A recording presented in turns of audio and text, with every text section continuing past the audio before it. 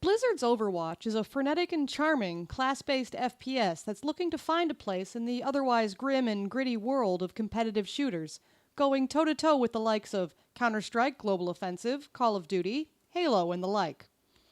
It's immediately apparent in your first Overwatch match that this game has very little in common with the military-style shooters that dominate the gaming landscape today, although Overwatch does bear a striking resemblance to the very popular free-to-play hat-wearing simulator, Team Fortress 2 by Valve.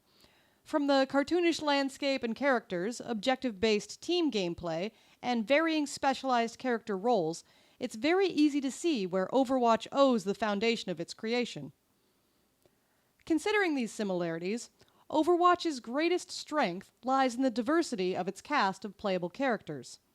Each character has carefully been designed to fit a certain role in gameplay, with differences in range, damage output, mobility, and defensive capabilities. They also come equipped with their own specialized kit, and an ultimate attack that charges up throughout gameplay, creating a kind of parallel to the movesets found in popular MOBA titles like League of Legends or Dota, and of course Blizzard's own Heroes of the Storm. It's also worth noting the diversity of the cast as an interesting range of characters that represent different nationalities and ethnic backgrounds, in addition to the unique personalities they display, which are made all the more noticeable when viewed in the cartoon aesthetic that Blizzard has designed Overwatch around. These characters have been sorted into 4 predefined roles. Offense, your standard frontline fighters, meant to deliver maximum damage very quickly, usually in rather close quarters. Genji, McCree, Pharah, Reaper, Soldier 76, and Tracer are all fairly devastating opponents, lacking any meaningful defense, but capable of putting out serious damage if not dealt with swiftly in a skirmish. Tank. Meant to be first into the fray, these characters, D.Va, Reinhardt, Roadhog, Winston, and Zarya, are all meant to take extreme punishment, using their abilities to disrupt and draw the enemy team's focus away from the more vulnerable members of the team. While their damage output isn't nearly as outright devastating as their offensive brethren, defensive characters offer a sustained amount of damage that can't simply be ignored.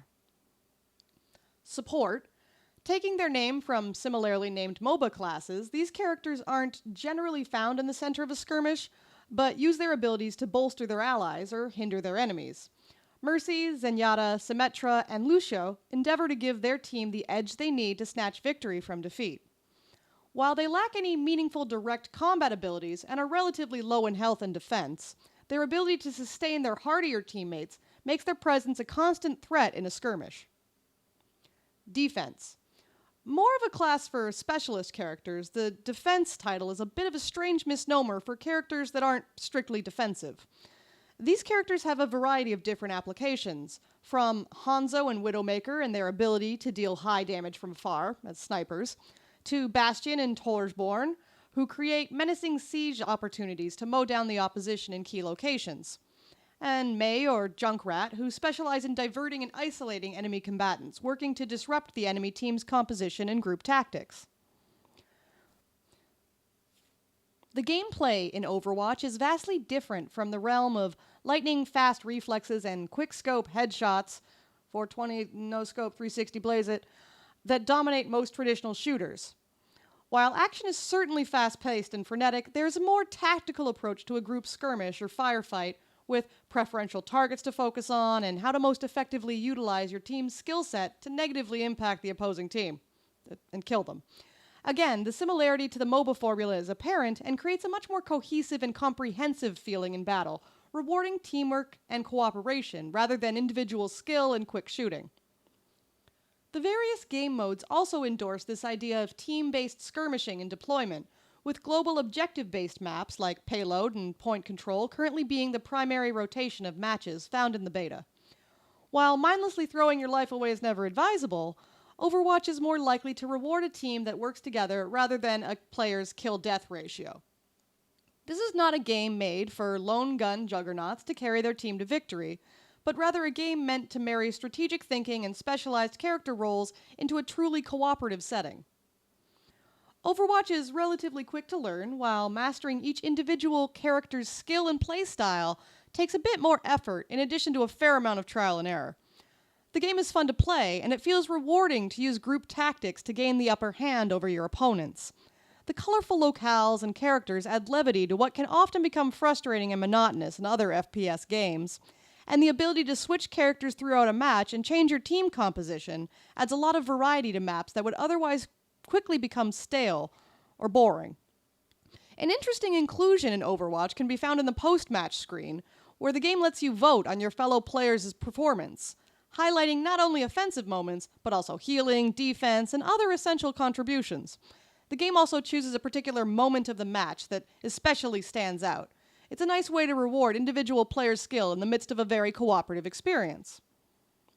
While not without its flaws, Overwatch is still rather early in its life, so certain balance issues are readily becoming apparent and will likely be addressed before a full release. I'm looking at you, Bastion. We will hopefully also get to see a wider variety of maps and game types that will work to flesh out the world and characters that Blizzard seems to have put so much effort in developing. The inclusion of rewards or additional unlockables or character progression is currently missing, so victory feels rather hollow in the current build of the beta, although it also serves to take the sting out of defeat. In its current iteration, the Overwatch beta is mechanically competent, the game playing relatively smoothly, and very few gameplay bugs mar the experience. Matches feel fun and fresh, and you're very rarely put in a situation where the outcome seems hopeless. The solid foundation has set the stage for what looks to be a very interesting and unique FPS experience that will hopefully find its place in the chaotic world of competitive shooters. Play of the game.